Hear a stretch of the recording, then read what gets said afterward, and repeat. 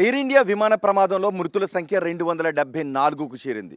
241 మంది ప్రయాణికులైతే 33 మంది ఆ విమాన ప్రయాణంతో ఎటువంటి సంబంధం లేని వాళ్ళు.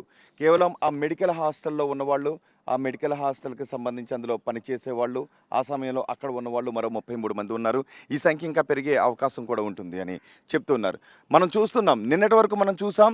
అక్కడే విమానం క్రాష్ ల్యాండ్ అయింది. ఇప్పుడు మీరు చూస్తున్నారుగా, ఆ బిల్డింగ్ పైనే విమానం క్రాష్ ల్యాండ్ అయింది. నిన్నటి వరకు అక్కడ టెయిల్ పార్ట్ కూడా మనకు కనిపించింది. నిన్న అధికారులు వచ్చి ఆ టెయిల్ పార్ట్‌ను పూర్తిగా క్రేన్ల సాయంతో 2 క్రేన్లను తీసుకొచ్చి టెయిల్ పార్ట్‌ను పూర్తిగా తొలగించారు. సరిగ్గా ఇప్పుడు మీరు చూస్తున్నది ఆ ప్రదేశంలోనే విమానం పడింది. పడిన తర్వాత విమానం ఒక్కసారిగా బ్లాస్ట్ అయింది. ఫ్యూయల్ అంతా ముందు వైపుకు ఎగజిమ్మింది. అందుకే అటువైపు నల్లగా 4 బిల్డింగులు కనిపిస్తున్నాయి. ఆ నల్లటి 4 బిల్డింగుల్లో ఉన్నవాళ్ళు కూడా దీని బారిన పడ్డారు. అందులో మొదటి బిల్డింగ్‌కి ఇంజిన్ వెళ్లి గుద్దుకోవడంతో దానికి ఒక పెద్ద హోల్ కూడా పడింది. దాని ముందు భాగంలోనే. ఇప్పుడు మీరు చూస్తున్నారు కదా, ఆ బిల్డింగుల కిందే ఇంజిన్ పార్ట్స్, ఇతర భాగాలన్నీ కూడా పడి ఉన్నాయి. ఇంతకుముందు మనం చూపించాం, వాటర్ ట్యాంక్‌తో సహా చూపించిన ఈ బిల్డింగ్ పైన ఎక్కడైతే విమానం క్రాష్ ల్యాండ్ అయిందో ఆ బిల్డింగ్ పైనే ఆ టెయిల్ పార్ట్‌ని తీసేశారు. నిజానికి పోలీసులు ఇక్కడ చాలా గోప్యంగా ఉంటూ ఉన్నారు. అధికారులందరూ కూడా చాలా గోప్యంగా ఉంటున్నారు. టెయిల్ పార్ట్‌ని తీసేటప్పుడు మీడియా కంటపడకుండా తీయాలని వాళ్ళు ప్రయత్నించారు. కేవలం మనం ఉన్న ఈ ప్లేస్ నుంచి మాత్రమే ఆ టెయిల్ పార్ట్‌కి సంబంధించిన దృశ్యాలు, విమానం ఎక్కడ క్రాష్ ల్యాండ్ అయిందో ఆ బిల్డింగ్ చాలా స్పష్టంగా కనిపిస్తున్న ప్రదేశం ఇదే. అయితే ఇది ప్రైవేట్ ప్లేస్ కావడంతో పోలీసులు ఇక్కడికొచ్చి ఈ బిల్డింగ్ ఓనర్‌ని ఎవరిని రానివ్వద్దు అని వాళ్ళని బెదిరించి నిన్న మీడియానంతటిని కూడా పంపించేశారు. దీనికి ఒక 50 మీటర్స్ రేడియస్‌లో మీడియాని ఎవరిని కూడా ఇక్కడికి అలౌ చేయకుండా మొత్తం పోలీసులు కార్డన్ చేశారు. నిన్న విమాన శకలాలను తొలగించిన భాగం అది. నిన్న విమానం తోక భాగాన్ని తొలగించేటప్పుడు కూడా మరో మృతదేహం అక్కడే కనిపించింది. బిగ్ టీవీ ఆ విషయాన్ని కూడా మనం లైవ్ తీసుకుంటున్నప్పుడే ఆ మృతదేహం ఒకటి కనిపించడంతో ఆ బాడీని కూడా అక్కడి నుంచి తీస్తున్న దృశ్యాలు కూడా మనం చూసాం. ఆ తర్వాత ఒకవేళ ఆ పార్ట్‌ని పైకి క్రేన్ సహాయంతో లేపుతూ ఉంటే అక్కడ ఇంకా ఏం జరుగుతుందో అని అనుమానించిన పోలీసులు మీడియానంతటిని కూడా కిందకి పంపించేశారు. ఇప్పుడు తోక భాగం తొలగించిన తర్వాత, విమానం టెయిల్ పార్ట్ తొలగించిన తర్వాత ఆ బిల్డింగ్ మనకి ఇప్పుడు కనిపిస్తున్న విధంగా ఉంది. అండ్ మీకు ఇంకొక విషయం తెలుసా? ఈ ప్రమాదంలో 274 మంది ఇప్పటివరకు చనిపోయారు కదా! ఇప్పుడు ఈ విమాన ప్రమాదం జరిగిన ప్లేస్‌ని చూసారు కదా! ఇంకొంచెం మనం జూమిన్‌లోకి వెళ్దాం. ఇంకొంచెం మనం జూమిన్‌లోకి వెళితే మీకు అక్కడ ఒక గ్రీన్ కలర్ బిల్డింగ్ కనిపిస్తుంది. అదిగో చూడండి ఒక్కసారి. ఆ బిల్డింగ్ కనిపిస్తుంది కదా! అదేంటో తెలుసా? అదే సివిల్ హాస్పిటల్. కేవలం 50 మీటర్ల దూరంలో ఉంది ఆ సివిల్ హాస్పిటల్. ఇప్పుడు అదే అందరూ భయపడుతూ ఉన్నారు. ప్రమాదం ఇక్కడ జరిగింది. 274 మందిని పొట్టన పెట్టుకున్న దురదృష్టకర ప్రమాదం ఇక్కడ చోటు చేసుకుంది. ఒకవేళ ఇంకో 50 మీటర్ల దూరం అయితే నిజానికి అదిగో అదే సివిల్ హాస్పిటల్. ఆ సివిల్ హాస్పిటల్‌లో ఎంతోమంది, వందలాది మంది రోగులుంటారు, డాక్టర్లుంటారు. ఒకవేళ కొంచెం అటు ఇటు అయ్యున్నట్లయితే ఆ సివిల్ హాస్పిటల్‌పై విమానం ఏదైనా కొంచెం ముందుకు వెళ్తే ప్రమాద తీవ్రత వేరే రేంజ్‌లో ఉండేది. ఇప్పుడు ఈ విమాన ప్రమాదంలో చనిపోయిన వారి మృతదేహాలన్నీ కూడా ఆ సివిల్ హాస్పిటల్‌లోని ఇప్పుడు మీరు చూస్తున్న ఆ సివిల్ హాస్పిటల్‌కి తరలించారు. ఆ పక్కనే ఉంది ఫోరెన్సిక్ సైన్స్ ల్యాబ్. ఆ ల్యాబ్‌లో వారి డీఎన్ఏలను పరీక్షిస్తున్నారు. ఇప్పటివరకు కూడా విజయ్ రూపాని బాడీని కూడా గుర్తించలేకపోయారు. కేవలం ఇప్పటివరకు 19 మంది డీఎన్ఏ మ్యాచ్ అయినట్టుగా తెలుస్తుంది. ఇప్పటికే 200కు పైగా బాడీస్‌ని రికవర్ చేశారు. కేవలం మొత్తం అన్నీ కూడా ఈ విమాన ప్రమాదంలో చనిపోయిన 241 మంది బాడీస్‌ని కూడా ఇంతవరకు రికవరీ చేయలేదు. మరో 33 మంది అదనంగా ఉన్నారు. అంటే చాలామంది మాడిపోయిన స్థితిలో కూడా ఉండొచ్చు అని చెప్తున్నారు. నిన్న ఈ విమాన టెయిల్ పార్ట్‌ని తొలగించిన తర్వాత వాటి కింద ఏమైనా మృతదేహాలు లభ్యమయ్యాయా అనే విషయాన్ని మాత్రం అధికారులు చాలా గోప్యంగా ఉంచుతున్నారు. అంతేకాదు, ఈ టెయిల్ పార్ట్‌ని తొలగించిన తర్వాత ఆ ముందు వైపు ఉన్న ఇంజిన్ పార్ట్ ఎక్కడైతే పడిందో అవన్నీ కూడా శిథిలాల కిందే ఉన్నాయి. ఇటు బోయింగ్ ప్రతినిధులు, డీజీసీఏ ప్రతినిధులు అందరూ వచ్చి వాటిని పరిశీలించిన తరువాత మాత్రమే అక్కడ శకలాలను తొలగించే ప్రయత్నం జరుగుతుంది. ఆ శకలాలను తొలగించేటప్పుడు మరిన్ని మృతదేహాలు వాటి కింద నుంచి వెలుగు చూసే అవకాశం ఉంటుందని చెప్తున్నారు. ఎందుకంటే 274 మిస్సింగ్.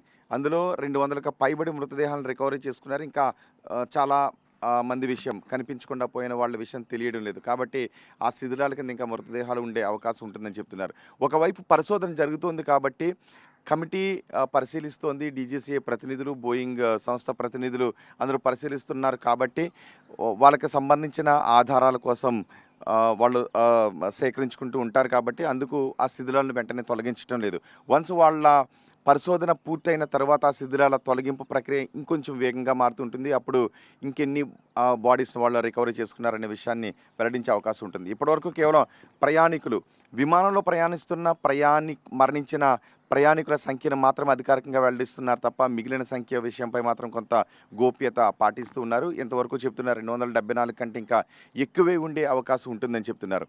ఇటు ఎక్స్‌గ్రేషియాకి సంబంధించి మల్లికార్జున ఖర్గే కూడా నిన్న ఈ బాధితులను పరామర్శించారు. కేంద్ర ప్రభుత్వం అందరికీ కూడా విమాన ప్రయాణికులతో పాటు ఈ ప్రమాదంలో విమాన ప్రయాణికులతో సంబంధం లేని మరణాలు కూడా చోటు చేసుకున్నాయి. ఇది హాస్టల్లో ఉన్నవాళ్ళు, హాస్టల్లో పనిచేస్తున్న వాళ్ళు, ఆ సమయంలో అక్కడ ఉన్నవాళ్ళు ఎవరైతే చనిపోయారో వాళ్ళందరికీ కూడా అదే స్థాయిలో ఎక్స్‌గ్రేషియాని ప్రకటించాలని కోరుతున్నారు. సో ఇప్పుడు ఒకవైపు ఈ మృతదేహాలను వాళ్ళ బంధువులకు అప్పగించే ప్రక్రియ వేగంగా కొనసాగుతూ ఉంది. DNA టెస్టులు చేస్తూ ఉన్నారు. మరోవైపు విమాన ప్రమాదానికి కారణాలు ఏంటి అని, విమాన ప్రమాదానికి కారణాలు ఏంటి అనేది ఇంకా స్పష్టంగా తెలియలేదు. నిన్న బ్లాక్ బాక్స్లో రికార్డ్ అయిన ఆడియో గురించి వార్తలు చక్కర్లు కొట్టాయి. ఆ సమయంలో పైలట్ చెప్తున్నారు మేడే కాల్ 3 సార్లు అనౌన్స్ చేశారు. మేడేని మూడు సార్లు అనౌన్స్ చేశారు. నో పవర్ నో థ్రస్ట్ అని పైలట్ చెప్పాడు. గోయింగ్ డౌన్, విమానం కిందకి వెళ్ళిపోతుందని చెప్పాడు. సరిగ్గా ఇదే పాత్రలో ఇప్పుడు మనకు వస్తున్నటువంటి విమానం ఇదే పాత్రలో వచ్చింది. ఈ చెట్టును ఢీ కొట్టింది. ఈ చెట్టును ఢీ కొట్టిన తర్వాత ఈ చెట్టు కొమ్మలన్నీ కూడా ఇక్కడే పడిపోయాయి. ఈ బిల్డింగ్ ఓనర్స్ మనం చూడొచ్చు విమానం అదే పాత్ర. ఈ బిల్డింగ్ యజమానులు ఇక్కడ చాలా ఎక్కువ మంది ఉంటారు. వీళ్ళందరూ కూడా ఆ సమయంలో మధ్యాహ్నం భోజనాలు చేసి అక్కడే పడుకున్నారంట. విమానం ఎంత కింద నుంచి వెళ్తుంది అనుకున్నారు. అయితే ఏమనుకున్నారంటే రోజు విమానాలు చాలా కింద నుంచే వెళ్తున్నాయి, ఏదో రోజు ఇక్కడ పడిపోతుందేమో, ఇంటిపైన పడిపోతుందేమో అని వాళ్ళు మామూలుగా అనుకుంటూ ఉండేవారు. ఆ రోజు మాత్రం ఇదిగో ఈ చెట్టు కొమ్మల పైనుంచే ఆ విమానం వెళ్ళడంతో ఈరోజు ఇంకా కింద నుంచి వెళ్ళింది అని అనుకుంటూ ఉన్నారు. అంతలోనే పెద్ద శబ్దం వచ్చింది. ఏం జరిగింది, బిల్డింగ్ కూలిపోయిందా, విమానం పడిందని ఇటు పక్కకు వచ్చేసరికి ఇవన్నీ కూడా మంటలు కనిపిస్తూ ఉన్నాయి. సో ఆ సమయంలో వీళ్ళు కూడా అబ్జర్వ్ చేశారు, విమానం రోజు కంటే కింద నుంచి వెళ్తుంది, విమానం అక్కడే కూలిపోయిందని. పైలట్ చెప్పిన మాటలను కూడా ఇప్పుడు చెప్తున్నారు, సోషల్ మీడియాలో చక్కర్లు కొడుతున్నారు. పైలట్ 3 సార్లు మేడే కాల్ని అనౌన్స్ చేశాడు. అంటే ఇంకా అత్యవసర పరిస్థితి, నో థ్రస్ట్ నో పవర్ అని. మరి ఇంజిన్లో పవర్ ఎందుకు ఆఫ్ అయిపోయింది? దీనిపైన ఇప్పుడు DGCA దర్యాప్తు బృందాలు దర్యాప్తు చేస్తూ ఉన్నాయి. ఇటు బ్రిటన్ నుంచి వచ్చిన బ్రిటన్ ఏవియేషన్ టీం కూడా వీటిపైన దర్యాప్తు చేస్తుంది. మరోవైపు బోయింగ్ టీం కూడా ఎందుకు డ్రీమ్ లైనర్ ఇలా క్రాష్ ల్యాండ్ అయింది, డ్రీమ్ లైనర్లో ఎందుకు 2 ఇంజిన్లు కూడా ఫెయిల్ అయిపోయాయి, ఎందుకు పవర్ ఆఫ్ అయిపోయింది అనే విషయం గురించి ఇప్పుడు పరిశోధన చేస్తున్నారు. అంతేకాదు మొత్తం డ్రీమ్ లైనర్ ఎయిర్ ఇండియా దగ్గర ఉన్న మొత్తం బోయింగ్ విమానాలన్నిటినీ కూడా ఇప్పుడు చెక్ చేస్తూ ఉన్నారు. అవి ఎగరటానికి సిద్ధంగా ఉన్నాయా, టేక్ ఆఫ్ తీసుకునే సమయంలో ఏమైనా సమస్యలు తలెత్తుతున్నాయా అనే విషయాన్ని పరిశీలిస్తున్నారు. ఒకవేళ బోయింగ్ విమానాల్లో ఏదైనా ఒక దశలో టేక్ ఆఫ్ తీసుకునే సమయంలో చిన్న చిన్న లోపాలు తలెత్తుతున్నాయి అనే విషయం కనుక ఇప్పుడు తేటతెల్లమైతే మొత్తం ఇది బోయింగ్ విమానాలనే శంకించాల్సి ఉంటుంది, మొత్తం బోయింగ్ విమానాలనే ఆపాల్సినటువంటి పరిస్థితి ఉంటుందేమో. బహుశా ఈ కమిటీ ఎటువంటి రిపోర్ట్ ఇస్తుంది అనేది మాత్రం మనం చూడాలి. సో ఇప్పుడు ఆ మృతదేహాల అప్పగింతకు సంబంధించి మళ్ళీ మనం మాట్లాడుకుంటే, మృతదేహాల అప్పగింతకు సంబంధించి ఎప్పటికి పూర్తవుతుందో తెలియని పరిస్థితి ఉంటుంది. నిన్న ఉదయానికి 8 మృతదేహాలను అప్పగించారు. నిన్న సాయంత్రానికి వస్తున్నటువంటి వార్తలు ఏంటి అంటే 19 బాడీస్ DNAతో మ్యాచ్ అయ్యాయి, వాళ్ళ బంధువులతో మ్యాచ్ అయ్యాయి, వాళ్ళకి అప్పగించే ప్రయత్నాలు చేస్తున్నామని. సో వాళ్ళకి అప్పగించడానికి వచ్చేటప్పుడు వాళ్ళ భావోద్వేగం చాలా దారుణంగా ఉంది. ఎందుకంటే వాళ్ళ బాడీస్ని ఏ రూపంలో అప్పగిస్తున్నారు, కనీసం వాటిని ఓపెన్ చేసి బాడీని అప్పగించిన తర్వాత ఆ బాడీని ఓపెన్ చేసి చూడటానికి కూడా అవకాశం లేని ఒక దయనీయమైనటువంటి పరిస్థితిలో ఉంటుంది. కాలిపోయినటువంటి మృతదేహాలను జస్ట్ ప్యాక్ చేసి దానిపైన పేరు, వాటికి సంబంధించిన డీటెయిల్స్ రాసి, ఎవరి DNA తో మ్యాచ్ అవుతుందో ఆ డీటెయిల్స్ రాసి మాత్రమే వాళ్ళకి అప్పగిస్తూ ఉన్నారు. సో ఇదంతా కూడా ఒక భావోద్వేగమైనటువంటి ప్రక్రియ. ఇప్పుడు హాస్పిటల్ దగ్గరికి కాల్ చేస్తూ ఉన్నారు. అక్కడ ఒక కౌంటర్ ఏర్పాటు చేశారు. ఆ కౌంటర్ దగ్గరికి వచ్చి ఎవరైతే తమ వాళ్ళు మిస్ అయ్యారో వాళ్ళ డీటెయిల్స్ ఇస్తే ఆ దగ్గర బంధువులు వాళ్ళ సంబంధికులవి DNA శాంపిల్స్ తీసుకుని పక్కనే ఉన్న ల్యాబ్లో టెస్ట్ చేస్తున్నారు. సో బహుశా ఇంకొక 2-3 రోజుల్లో వాళ్ళ మృతదేహాల అప్పగింత ప్రక్రియ పూర్తయ్యేటటువంటి అవకాశం కూడా ఉంటుంది. ఇక విదేశీ పౌరులు, బ్రిటన్ పౌరులు 53 మంది ఉన్నారు. వాళ్ళను కూడా వాళ్ళ సంబంధికులకి DNA టెస్టులు చేసి అప్పగించే ప్రక్రియను కూడా చేపడుతున్నారు. ఇక ఎలాంటి ప్రమాదాలు మరోసారి జరగకుండా ఉండాలి అంటే ఎటువంటి జాగ్రత్తలు తీసుకోవాలి అనే విషయంపై దృష్టి పెడుతూనే ఈ ప్రమాదానికి కారణాలు ఏంటి అనే విషయంపై కూడా దృష్టి పెట్టారు. కానీ ఎందుకు ఇంత గోప్యంగా ఉంచుతున్నారు? కనీసం దూరం నుంచి కూడా ఇక్కడ నుంచి చూస్తూ ఉన్న ఒక 50 మీటర్ల దూరమే ఉంది. 50 మీటర్ల దూరం కూడా ఉండదు. కానీ ఎందుకు మీడియాని ఈ ప్రదేశానికి రానివ్వడం లేదు? విమాన శకలాల తొలగింపుకు సంబంధించి జరుగుతున్నటువంటి ప్రక్రియను మీడియాను షూట్ చేయడానికి ఎందుకు అలౌ చేయట్లేదు అని. అంటే ఇప్పటికే 12 తారీఖున జరిగింది. 4 రోజులు అయిపోతూ ఉంది కాబట్టి ఒకవేళ అక్కడ ఏదైనా బాడీస్ ఉంటే అవి డీకంపోజ్ అయిపోయే అవకాశం కూడా ఉంటుంది. ఒకవేళ ఈ విషయాలు ఆ సంబంధీకులను మరింత కలవరపాటుకు గురి చేసే అవకాశం ఉంటుంది.